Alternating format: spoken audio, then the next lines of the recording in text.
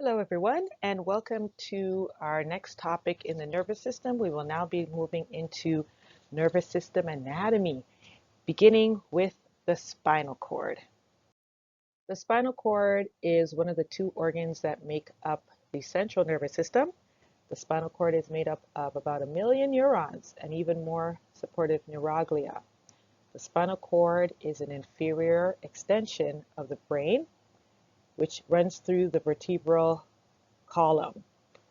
The spinal cord and the spinal nerves that branch from it are responsible for the reflex circuits or pathways that control some of the most rapid reactions to environmental changes.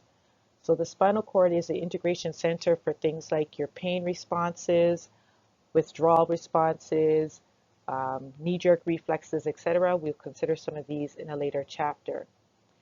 The spinal cord is arranged into gray matter and white matter. The gray matter is deep and contains centers that perform integration for both excitatory and inhibitory postsynaptic potentials. The white matter, which is superficial or peripheral, contains major sensory and motor tracts that communicate with the brain. Anatomically, the spinal cord begins as a continuation of the base of the brain called the medulla oblongata, which is the most inferior part of the brainstem, and the spinal cord extends from the opening in the skull called the foramen magnum of the occipital bone all the way to its distal termination, which is called the conus medullaris.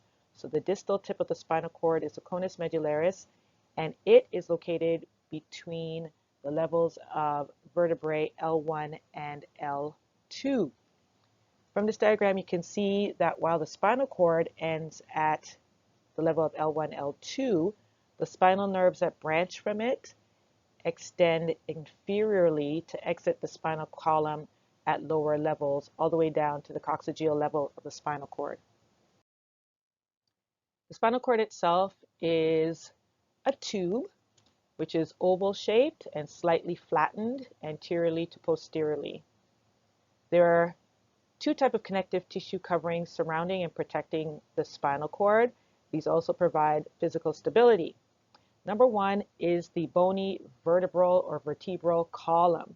So hopefully you recall that the vertebrae surround, encase, and protect the spinal cord, which runs through the individual vertebral foramina of the vertebrae, and collectively they form a vertebral canal through which the spinal cord runs. Deep to the vertebral bone are three connective tissue membranes called the spinal meninges. These surround the cord and extend from the cranial meninges that also surround and encircle the brain. So in this diagram, you can see the spinal cord with the outer white matter, the deeper gray matter, which forms a butterfly shape. And surrounding it, we have the three protective layers.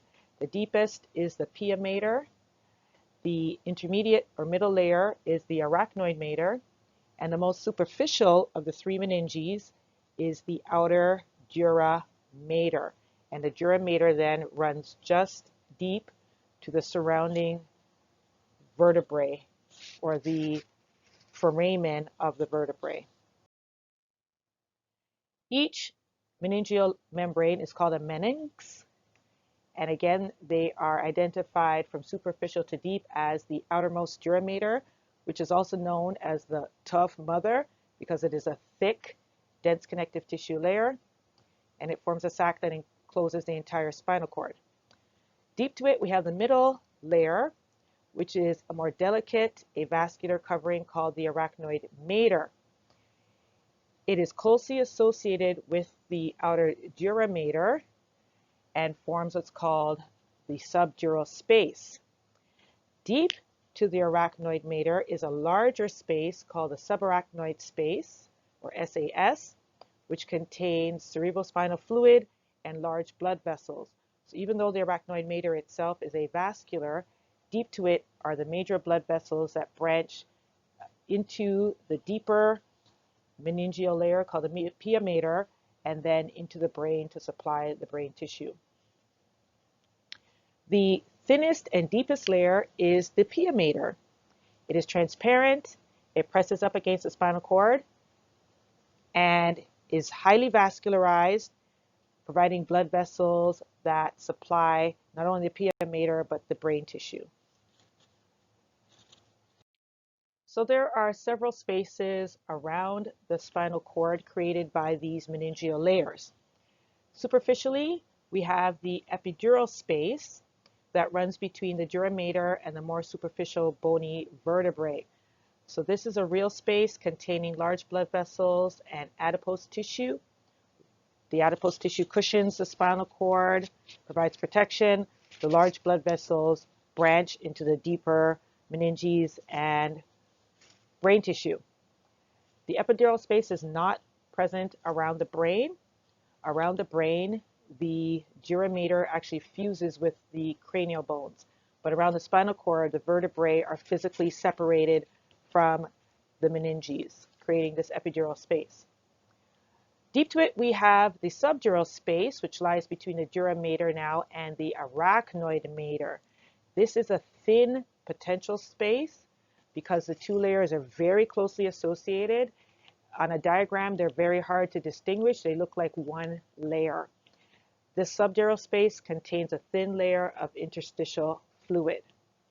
And the deepest space around the spinal cord is the subarachnoid space. Again, between the arachnoid mater and pia mater, it's a large space that contains blood vessels and cerebrospinal fluid. The pia mater clings to the surface of the brain and spinal cord, so there is no so-called sub-pia space. That doesn't exist. Here we have a transverse section through the spinal cord within a cervical vertebra surrounding it. You can see at the bottom of the slide the body of the vertebra, and laterally we have the transverse processes and posteriorly the spinous process of the vertebra. You recall hopefully that there's a large space or a hole, an opening posterior to the body called the vertebral foramen. This space is occupied by the spinal cord and its meninges. So the spinal cord is separated from the vertebrae by the epidural space. Again, it contains blood vessels and adipose tissue. Deep to the epidural space is the dura mater, and again, it is essentially fused to the arachnoid mater. So the label on the top right shows that they are closely associated with a thin space between them called the subdural space. Deep to the arachnoid mater, the label on the left, you'll see the subarachnoid space. So that's a real large visible space that would contain cerebrospinal fluid and large blood vessels. And then just surrounding the spinal cord is the pia mater that clings to the surface of the spinal cord. Other structures you can see here are blood vessels and foramen for those blood vessels. Extending from the spinal cord are tufts of connective tissue called denticulate ligaments that help to anchor the spinal cord to the meninges. And we'll talk about some of the other structures that extend from the spinal cord, such as the spinal nerves, which originate as spinal roots, which are bundled together to make up the spinal nerves that extend from the spinal cord. Okay, the filum terminale is an extension of the pia mater that extends inferiorly beyond the conus medullaris of the spinal cord and blends with the arachnoid and dura mater and attaches to the coccyx. So the filum terminale is the attachment point, or where the pia mater and other meninges attach to the coccyx, distal to the end of the spinal cord, and helps to anchor the spinal cord within the vertebral column. We mentioned that the spinal nerves inferior to L1 branch off the conus medullaris but exit the spinal column distally through the foramen in the lower vertebrae, sacrum and coccyx. They have the appearance of a horse's tail and are called the cauda equina. So the collection of those nerves is the cauda equina, which means tail of a horse, and very distinguishable array of nerves extending below the conus medullaris. At each level of the spinal cord, there are two bundles of axons called roots, and the roots connect each spinal nerve to a segment of the cord by even smaller bundles of axons called rootlets. So extending laterally from the spinal cord, we have rootlets, which then are bundled together in roots, and the roots are bundled together to form the spinal nerves. The posterior or dorsal roots and rootlets contain axons from sensory neurons. So these axons are taking signals into the spinal cord from the periphery. The cell bodies of these sensory neurons are located outside of the spinal cord in the peripheral nervous system in collections called dorsal root ganglia. And you'll see on an upcoming diagram that the dorsal root ganglia are visible enlargements just lateral to the spinal cord on the posterior side.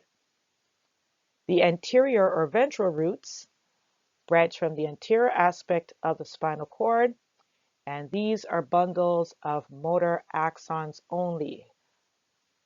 The cell bodies of the axons, or the cell bodies associated with those axons, are located in the spinal cord. So you recall that motor neurons take signals out of the central nervous system to peripheral targets.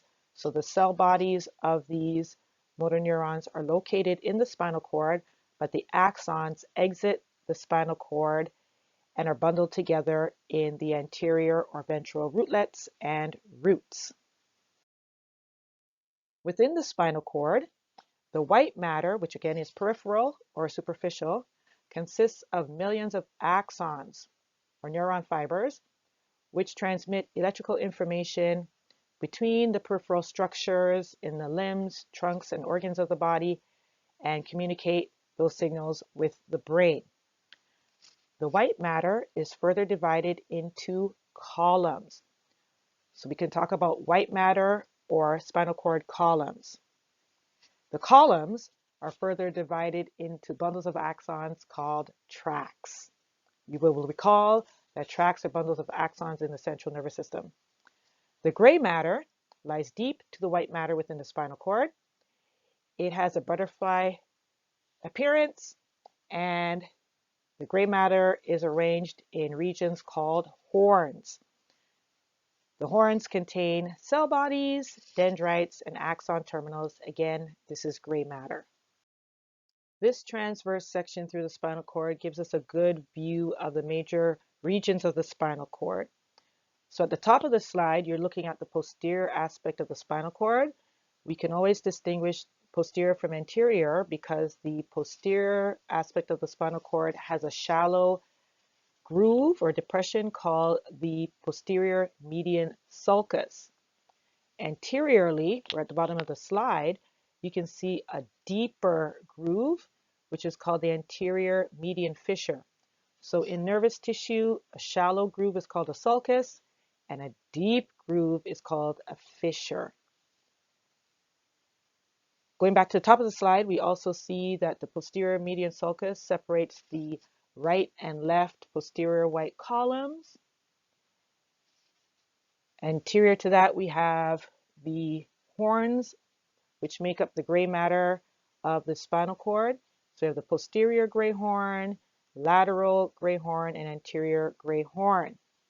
Superficially, we have the lateral white columns, and then anteriorly, we have the anterior white columns. In the middle of the spinal cord is a passageway called the central canal that contains cerebral spinal fluid. Communicating across left and right halves of nervous tissue are bundles of axons called commissures. So here they've identified the gray commissures surrounding the central canal, and anteriorly, posteriorly, we'll also have the white commissures, which you'll see labeled on another diagram. Let's look at the arrangement of the gray matter within the spinal cord. The anterior or ventral horn contains cell bodies of somatic motor neurons. So the axons from these cell bodies will leave the spinal cord via the anterior or ventral roots, and the axons extend to skeletal muscles, thereby providing voluntary control. The cell bodies located in the gray horn synapse with your first order motor neurons that originate in the cerebral cortex of the brain, where conscious control of skeletal muscle activity is initiated. The lateral horns contain cell bodies of autonomic motor neurons. So the axons from these neurons will signal the viscera and the glands, be it cardiac muscle, smooth muscle, or the glands. Again, the axons for these autonomic motor neurons exit the spinal cord, bundled together with the axons for the somatic motor neurons in the anterior or ventral roots. Let's move over to the posterior horns or dorsal horns. These contain the cell bodies of interneurons that synapse and receive information coming into the spinal cord from sensory neurons, which are located in the peripheral nervous system. The cell bodies of those sensory neurons, of course, are located in the peripheral nervous system in that collection called the dorsal root ganglion. The axons for these sensory neurons enter the spinal cord through the dorsal or posterior roots, and then the axon terminals synapse in the posterior horn and communicate with the cell bodies of the interneurons located in the posterior horn. This diagram looks very complicated, but based on the arrangement of tissue we've described, we should be able to break it down. So I definitely will be going over this in class. But note that the spinal cord again is arranged into the white columns. We have the posterior white column, lateral white column, anterior white columns. And then we have the deeper gray matter arranged into the posterior gray horn, lateral gray horn, and the anterior gray horn on either side. In the center of the spinal cord, we have the central canal, and partially dividing the white matter, we have the posterior median sulcus and the anterior median fissure. Extending from the spinal cord, we have the ventral and posterior rootlets, or let me keep it consistent, the anterior and posterior rootlets, also known as the ventral and dorsal rootlets respectively, which then collect to make up the anterior and posterior roots. Again, the anterior roots contain the axons of your motor neurons, both autonomic and somatic motor, while the posterior roots and rootlets contain the axons for your sensory neurons, both autonomic and motor. The axons in both the anterior and posterior roots converge lateral to the spinal cord and are bundled together to form the spinal nerves. So these are the 31 pairs of spinal nerves that branch off of the spinal cord. Because the axons came from both the anterior and posterior roots, spinal nerves are all mixed in that they contain both motor and sensory axons. On the diagram, they identify the cell bodies located in each of the gray horns. So in red, we have the cell body of a somatic motor neuron, which will then signal skeletal muscle. In green, we have the cell body of an autonomic motor neuron, which will signal cardiac muscle, smooth muscle, or gland. And again, the axons for both the somatic and autonomic motor neurons are bundled together in the anterior roots. In purple, we have an interneuron whose cell body is located in the posterior horn. This interneuron received incoming signals from the blue neuron, which is your sensory neuron. The cell body of that sensory neuron, again, is located outside the spinal cord in the dorsal root ganglion or posterior root ganglion. And the axon terminal synapse with the cell body of the interneuron. So now the interneuron can communicate with other interneurons in the spinal cord, potentially send signals up to the brain, or are receiving signals coming down from the brain and are synapsing with the motor neurons to take the signals out of the spinal cord and out of the central nervous system to the periphery. We mentioned that within the spinal cord, the white columns are made up of different tracts, which are bundles of axons located in a specific area and all carrying information about the same type of signals. Your sensory tracts are ascending tracts in that they are taking information up towards the brain, while the motor tracts are descending tracts taking information from the brain down to specific levels of the spinal cord. So in blue, we have the axons of sensory neurons and sensory interneurons that are receiving and transmitting sensory information up towards the brain. In red, we have the axons of the descending motor tracts, which again will synapse with your axons in the anterior horn if they are somatic motor pathways. Others, not shown here, would synapse with the cell bodies in the lateral horn for autonomic motor control. The white matter in the spinal cord is divided into anterior, posterior, and lateral columns. Again, those columns can contain ascending or motor tracts. Please note that the posterior white columns contain only sensory ascending tracts, while the lateral and anterior white columns contain both sensory and motor tracts. In this diagram, the sensory tracts are depicted in blue, while the motor tracts are depicted in red. The names of the tracts are formed by using compound words that denote the origin of the tract and the place where it ends. For example, the spinal thalamic tract, or the STT, originates in the spinal cord and extends up into the brain. The spinal thalamic tracts are located in the lateral and anterior white columns. They are sensory, transmitting information from the peripheral nervous system into the spinal cord and brain for pain and temperature, as well as other refined stimuli. Let's look at a motor tract, cortical spinal. This name denotes that the tracts originate in the cortex of the brain and extend down into the spinal cord. So this is a motor tract, a descending tract, and this one specifically is for voluntary control of skeletal muscles. So the terminals of the axons that make up these tracts would synapse with the cell bodies of your somatic motor neurons located in the anterior gray horn of the spinal cord to send signals out to the skeletal muscles.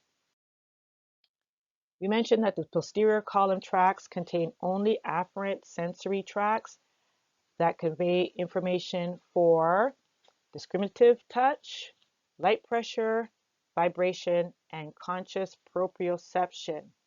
Proprioception is a stimulus that comes from the skeletal muscles, the joints, and the tendons, providing information about their tension, activity, as well as the position of the parts of the body in space. The posterior column tracts include the funiculus cuneatus, which transmits afferent information into the spinal cord from the upper limbs, upper trunk, and neck of the body, while the gracilis tracts convey impulses from the lower limbs and inferior trunk. Let's look at the motor or descending tracts. The lateral and anterior corticospinal tracts are major pathways that convey signals from the primary motor cortex of your cerebral cortex in the brain to the spinal cord and synapse with somatic motor neurons in the anterior horn of the spinal cord to convey signals to skeletal muscles for voluntary control. The lateral corticospinal tract sends signals to the muscles of the distal limbs. So these are the muscles of the hands and the feet, and these provide fine motor control. The anterior corticospinal tracts synapse with the somatic motor neurons that signal the skeletal muscles of the proximal limbs as well as the trunk of the body. So these provide gross motor control. There are other motor tracts that convey nerve impulses from the brain stem of the brain and coordinate visual and equilibrium stimuli with body movements to maintain posture and to regulate skeletal muscle tone. These include the vestibulospinal tracts, the rubrospinal tracts, and the reticulospinal tracts. These do signal skeletal muscles, but they are subconsciously controlled and regulated.